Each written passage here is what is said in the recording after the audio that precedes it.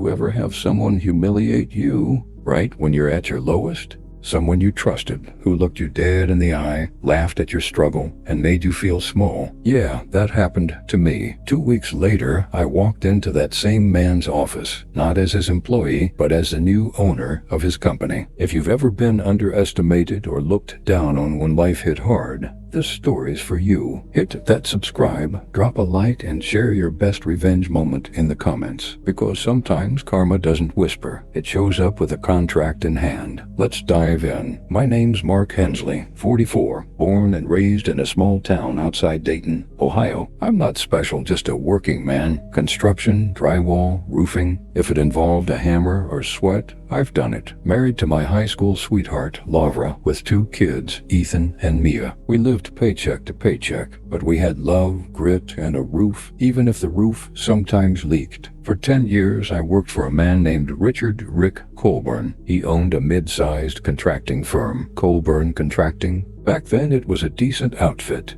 good crew, honest work, and a promise that someday we'd grow enough for me to be a partner. Rick used to say it all the time. Stick with me, Mark. You're like family. Once we scale, you'll get your cut. And I believed him, so I gave everything I had. Late nights, weekends, covering for other guys, even fronting my own savings when payroll got tight one winter. That wasn't charity, that was loyalty. But loyalty, I learned, doesn't mean much when the people above you see you as replaceable. It happened on a Thursday, middle of February. Cold, wet, one of those days when the air bites through your jacket. My truck, my old '06 Silverado, finally gave up on me. Engine seized on the way to the job site.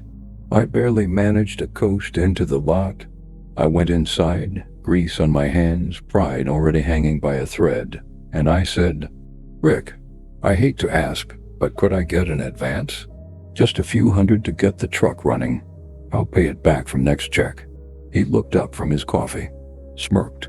Then, in front of the whole crew, he said, "You're pushing 45, Mark, still can't keep your head above water? Maybe you're not partner material after all." The laughter that followed still echoes in my head. My hands were shaking, not from cold, but from rage I couldn't show. I wanted to shout back, to throw his mug across the room, to tell him about the times I kept his business afloat, but I didn't. I just walked out, sat in my dead truck for an hour just staring, thinking how 10 years of loyalty ended with public humiliation. And in that moment I promised myself one thing. I'd never let anyone make me feel that powerless again. That night I came home quiet. Laura knew something was wrong. She always did. I just said, "Rough day." She squeezed my hand and said, "You'll figure it out, Mark. You always do." Funny how faith feels heavier when you've lost your own. A few days later, my phone rang. Unknown number. Chicago area code. I almost didn't pick up, but something told me to answer. "Mr. Hensley, this is Douglas and Pike Law Associates in Chicago. We're contacting you regarding the estate of George Latham." I froze. The name sounded familiar. Then it hit me. George, the quiet old man whose car broke down outside our construction site 5 years earlier. He'd been stranded in the summer heat. While everyone else ignored him, I gave him a ride home and later fixed the broken steps on his porch for free. He'd insisted on paying me. I refused. "You already did," I said. "You made my day a little better." And that was it. I never saw him again. Now this lawyer's saying George Latham had passed away and left me something in his will. I thought it was a scam, but when the documents came through, it was real. George had no family, and he left me $1.8 million, along with a handwritten note. "You reminded me there's still good in people. Use it well." I sat there in silence. Then I cried, full on, shaking, tears on the kitchen table, kind of crying. Not for the money, but because for once in my life, someone saw me. After the shock wore off, I didn't go crazy with spending. No mansion, no new car, no flashy look-at-me moment. Instead, I paid off the mortgage, fixed the truck, set up college funds. But deep down, I knew there was unfinished business. Rick still ran Colburn Contracting. Barely. Rumor was he'd overextended, took on projects he couldn't deliver, borrowed from private investors, and was looking to sell before things collapsed. The company I helped build was falling apart, and he was trying to dump it. That's when I called a friend of Laura's cousin, a broker named Sam Whitaker, a quiet guy who handled business takeovers. I told him I wanted to buy Colburn Contracting, but Rick couldn't know it was me. Sam handled the paperwork through a shell LLC. It took a week of back and forths, signed documents, escrow, and one heart-thumping moment when Rick himself called Sam, completely unaware who was behind it. 2 weeks later, the sale went through. Every single share.